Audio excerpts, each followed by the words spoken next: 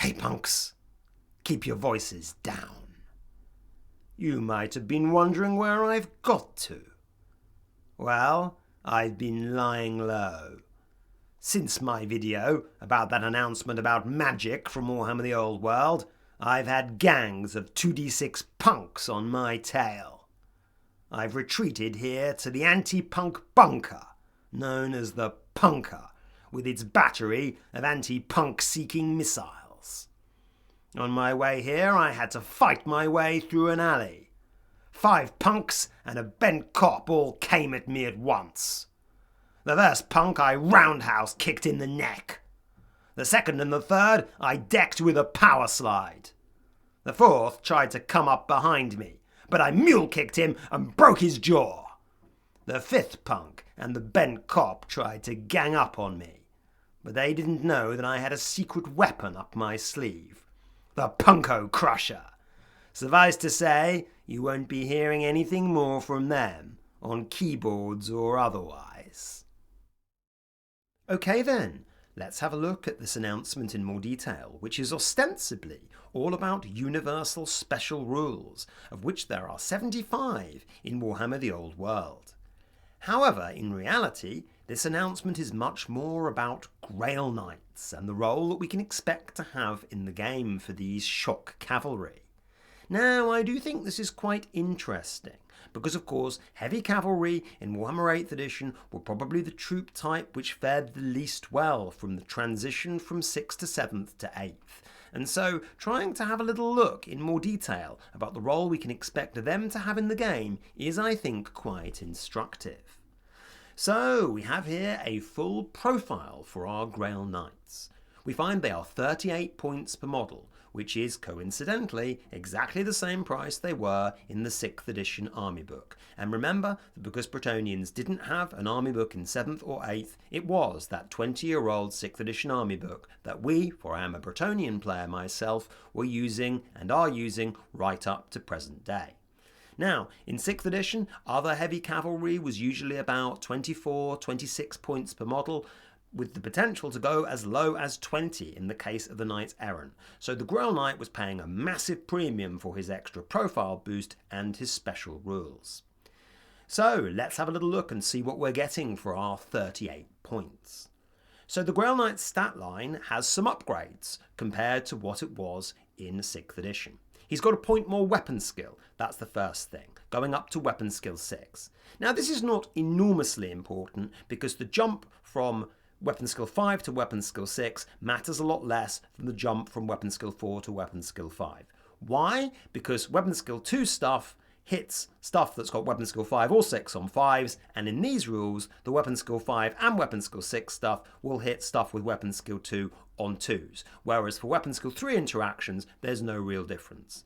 The only real advantage of weapon skill 6 is you hit stuff that has weapon skill 5 more easily, which will mean that the Grail Knight is an even better fighter than Elven Elites and Dwarven Elites, most likely. I can't think of many other rank and file infantry or cavalry, perhaps with the exception of Swordmasters, that will have a weapon skill as high as the Grail Knight. The next thing he's got, which is an upgrade, is Toughness 4. I'm really pleased to see this. I and many other Bretonnian players always thought that a Grail Knight should have Toughness 4. At the end of the day, this guy has gone on a mighty quest to try to find the Grail in Bretonnia, slain monsters, encountered bands of brigands, gone through all sorts of hardships, and drunk from the Grail bestowed by the Lady of the Lake herself. Surely he shouldn't have the same toughness as a smelly peasant. And now he doesn't. He's got Toughness 4. The next thing he has is Leadership 9. Again, I also think that that's a nice upgrade. The fact that Grail Knights had Leadership 8 in 6th edition did seem a little bit underwhelming, really, when compared to other kinds of knights. Surely the Grail Knight should be a little bit braver than Knights of the Realm. And now he's got a Leadership of 9, which does at least help him simulate that. Grail Knights also now have a champion option as well. Previously, they did not have a champion option. All Grail Knights were equal.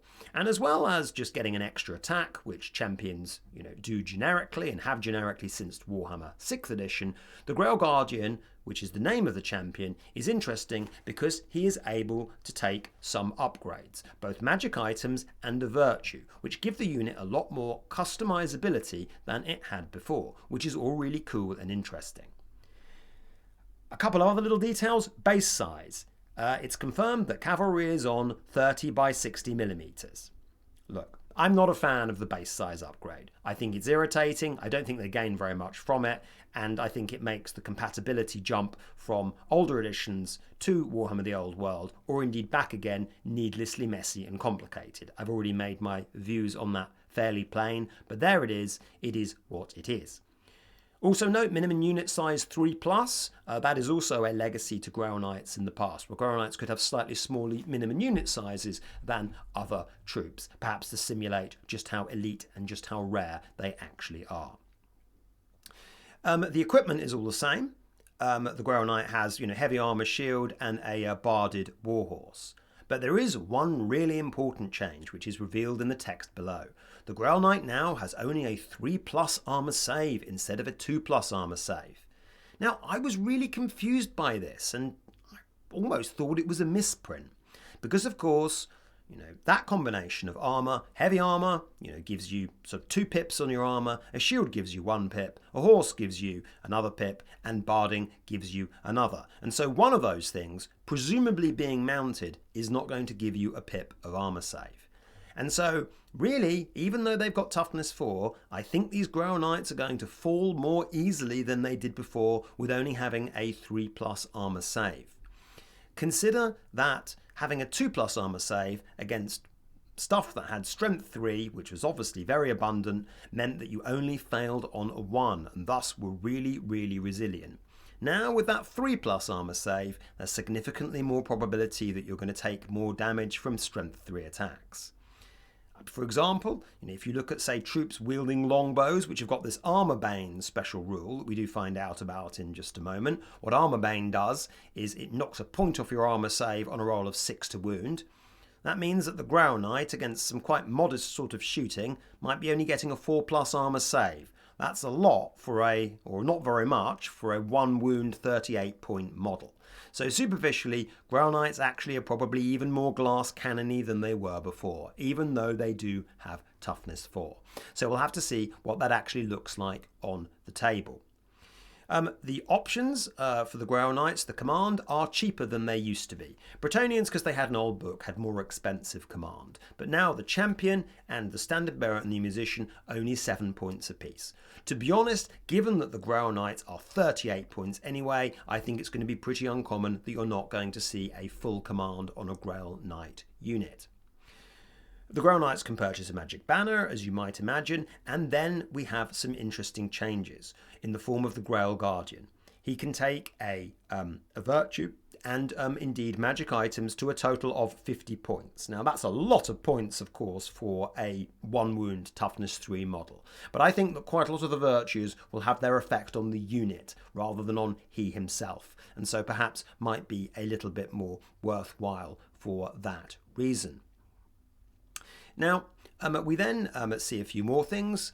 We find that the Lance is +2 strength and Armor Bane 1. Now, the Armor Bane 1, we've already mentioned what that does, but from my reading, unless the Grail Knight's strength 4 gives him a generic armor penetration of 1, that means that the strength 6 Grail Knight on the charge will have an AP 2 and an Armor Bane of 1. So actually, he's a little bit less good at punching through armor than he was before by that reading, in that sometimes the enemy are going to be -3 off their armor save, sometimes they're going to be -2. Now, of course, if that strength 4 gives him an AP of 1 anyway, then it's actually going to make the Grail Knights even better at punching through armor than they were before. And I think, or I hope, that that is the case, because obviously, after the Grail Knights have lost their charging bonus, they're just down to strength 4 normal attacks. And if those have armor penetration 0, then the Grail Knight has lost out again compared to what he was in 8th edition. Overall, looking at the kind of Grail Knight stats, and perhaps not including what I'm about to say about some of the other special rules that he's got, he actually looks probably slightly worse than he was in 8th edition.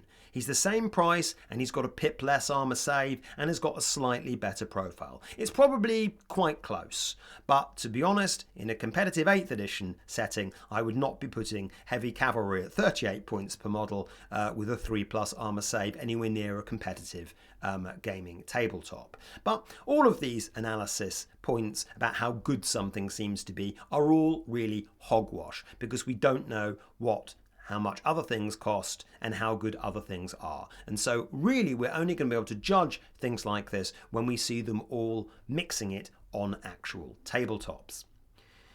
Now, there are some other special rules that the Grail Knight has, which the article goes into some more detail to talk about. It talks about the Blessing of the Lady, which is an army-wide special rule that Bretonnians have always had.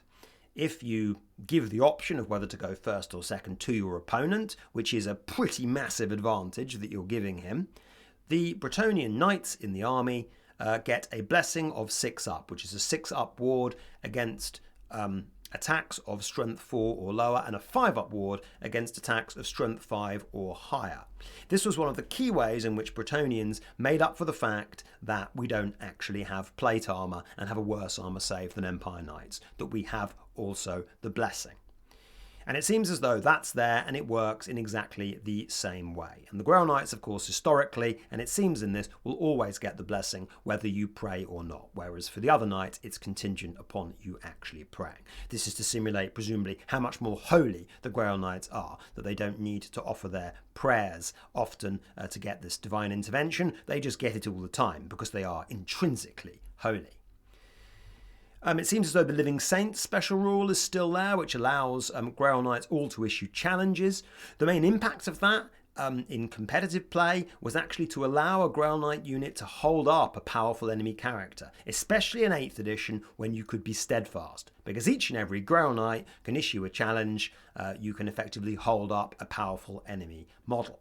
Perhaps not what the writers of the rule exactly intended that to do, but it's still here, it's fluffy, it's nice, and it helps simulate that even though these are rank and file troops, these Grail Knights, they are almost as close to a regiment of heroes as you could imagine.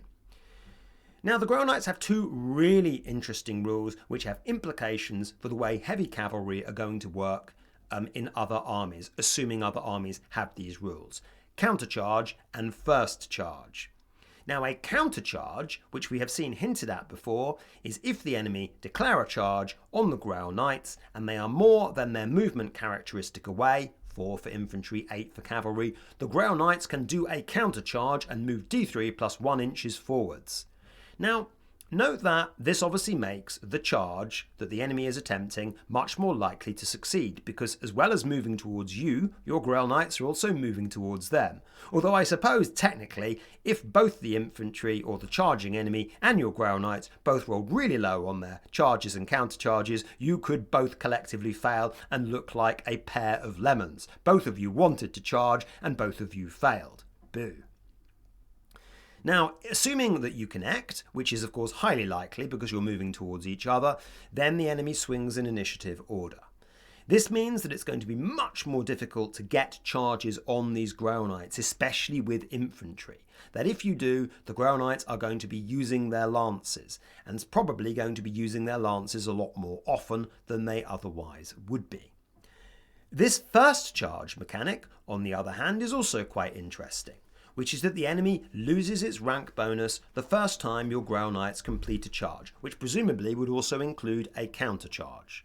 So the enemy are much likelier to lose the first round of combat that they fight against Grail Knights. It's unlikely they're going to be able to charge the Grail Knights because of the counter charge rule, and you've got the first charge rule, meaning that they lose their rank bonus. So chances are the Grail Knights are going to be victorious in the first round of combat, but we will come to why perhaps that matters a bit less than it did in the past in just one moment. The other things that we have the finest horses rule, which means that they re-roll rolls of 1 on the charge and fleeing in pursuit for that matter. Again, it makes it more likely that you're going to get in on that charge. They've got swift stride, and they've clarified what swift stride means. Swift Stride in the past just meant that you added another d6 to your dice roll. It was 3d6 picking the highest 2 with Swift Stride. It sounds as though it's very much like that now, although they make a distinction between the Swift Stride roll, which is going to be 3d6 picking the highest 2, so a maximum of 12 there, plus the Grail Knight's movement of 8 for a charge of 20, but actually it only increasing the maximum charge range that Grail Knights are allowed to declare by 3. So even though the Swift Stride allows a theoretical maximum charge of 20, you are only allowed to declare a charge up to 17 inches away. Now that is a very interesting distinction. It makes zoning a little bit more difficult than might have been expected, because you are not allowed to declare charges that go up to what you theoretically would be able to charge with your Swift Stride. You are only able to zone up to 17 inches away rather than 20. But nonetheless, if you are charging up to 17 inches away, you are much likelier to get that charge because of the Swift Stride. And hey, infantry have already got slower, so I think there's going to be plenty of potential for heavy cavalry like Grail Knights to zone infantry. I have it that the infantry can't charge them and they can reliably charge the infantry. They also have the Grail Vow. The Grail Vow used to just mean immunity to psychology in the past. Now it means something else. It means that if the Grail Knights fail their break test, they simply retreat in good order or fall back in good order rather than a breaking and fleeing. So it makes them a little bit harder to break. Now, presumably, that means that Grail Knights will be subject to panic. We haven't heard much about panic. They didn't talk much about it in the psychology article, but presumably this means that Grail Knights are likely or can be panicked off by the death, say, of other knights nearby. Although they do, of course, have leadership 9, and so perhaps the fact that they've lost immunity to psychology matters a little bit less for them because of how strong their leadership is. The final thing, before I offer some more holistic thoughts, is the role of the champion. Now, the champion can take a magic sword. Now, I just think that that's really cool. In some previous editions of Warhammer, such as with the High Elves in 6th edition, High Elf champions could actually take magic weapons. Probably wasn't that useful most of the time, because, if I've got a 25-point magic sword, it's much better to put it in the hands of a noble or a prince than it is a regimental champion. But some of the examples they give are quite interesting. So they give an example of this sword of dragon slaying that the Grail Knight champion can take, and he gains the special rule Monster Slayer. We don't know what that rule is, so we can only speculate. You're only getting it on a model that's got 3 attacks, but maybe a monster, especially because presumably the monster won't be able to thunderstomp the knights, has second thoughts about charging into the Grail Knights if you've got this perhaps cheap magic sword on a champion, which is also just something cute, something kind of customizable, makes the unit champion a little bit more distinct than he otherwise would have been. Actually, in 5th edition and before, unit champions were characters. They were paid for out of your character allowance. They could take magic items.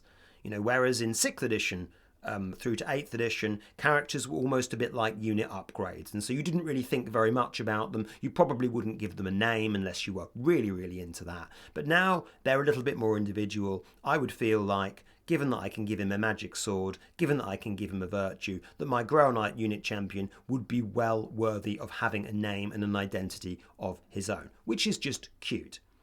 Now, one of the virtues they give an example of the Grail Knight champion having is a virtue that affects the whole unit, which is very interesting because it means that you can get that virtue on the unit without having to put a paladin or a lord into that unit with the virtue. And this is the virtue of the Impetuous Knight, one of my favourite Bretonnian virtues. Now, in the oldie day, virtue of the Impetuous Knight used to give you another d6 on your charge, which would mean that your knights could sometimes do impossible charges. And in the days of closed army lists, that gave a few people a real surprise. Your knights charging all the way across the deployment zone into him before he knew what was happening. Yes, I remember that very well. Anyway, the new virtue of the Impetuous Knight isn't as good as the old one, but it still sounds quite good to me. So it gives you another d3 inches on your charge, which obviously, when it comes to charging with heavy cavalry, that can make all the difference. And so, having that extra d3 might be really important. It also importantly increases your maximum charge range by 3 inches, which is perhaps more important. So your unit of Grail Knights, with the virtue of the Impetuous Knight, can now zone the enemy up to 20 inches instead of 17.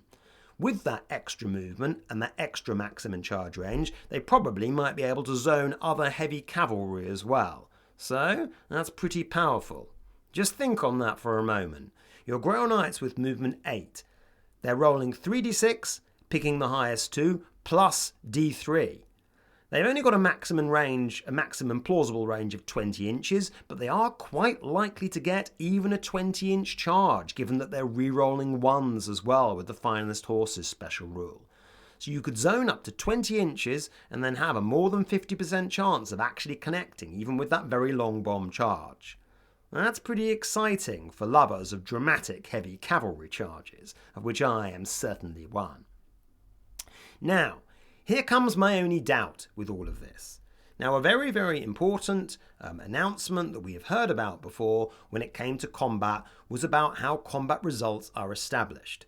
Now, with heavy cavalry, historically, in fantasy, and in previous editions of Warhammer, the whole shebang with them was you get the charge, you crush the enemy infantry by as large a margin as possible and make them take a hopeless break test, break them, and then run them all down. Generally, if the infantry stuck and your heavy cavalry didn't make them flee, your heavy cavalry were in trouble. And that fundamental mechanic I rather like. I don't think that heavy cavalry, especially ones armed with lances, should be very good at grinding. But of course, remember now, troops will only flee if they fail break tests on their unmodified leadership. So even if your Grail Knights with all their stuff go in there and win combat by 10, the enemy is still going to be taking an effective stubborn leadership test, probably with re-rolls for the BSB and using the general's leadership. So it's much more likely that the Grail Knights are going to make the enemy fall back in good order or give ground reluctantly than they are breaking them. Now this means, of course, that they're probably going to fail their modified leadership role because the Grail Knights have beaten them by so much, but pass their unmodified one. So the Grail Knights are going to be in there in the next round of combat using their lances again with another charge.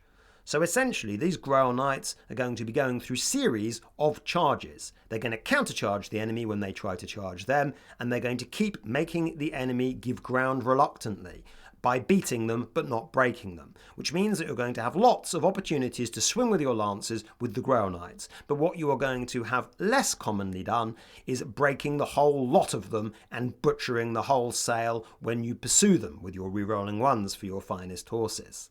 So that's going to make heavy cavalry feel as though they push troops around more than break them. And I do suspect that because all troops have now got this form of steadfast, the heavy cavalry will be much more vulnerable to being charged themselves by infantry blocks. So what heavy cavalry feel like on the table, well, they'll feel as though they can push your enemies around, certainly, but I don't think you're going to be going through infantry like knives through butter in the way that you could before if you picked your charges. There was a certain thrill to that kind of cavhammer, as Bretonians will know from playing 6th to 8th edition, especially in 8th edition, where you had to pick your targets very carefully to avoid them being steadfast, and then you could gloriously run them all down when they took their break test on a double 1, assuming they failed it, of course. So I think what heavy cavalry feel like is probably going to be a little bit different, and they're going to need to grind a bit more, which is why I think only having a 3+ armour save might be a bit of a problem for these Grail Knights. This is all, by the way, not taking into account the wiles of the lance formation, and we haven't really heard what that's about other than some pictures that show that it's in a triangle. So, that probably concludes what we can really say about Grail Knights. I like their little focus on a single troop type. I thought that was very interesting. Okay, punks. I think that's the end of this. You know, I can hear some boots scraping from outside. They probably think they've got a chance, but you know perfectly well what I know. They've got no chance at all. Okay, punks, or bent coppers, bring it on.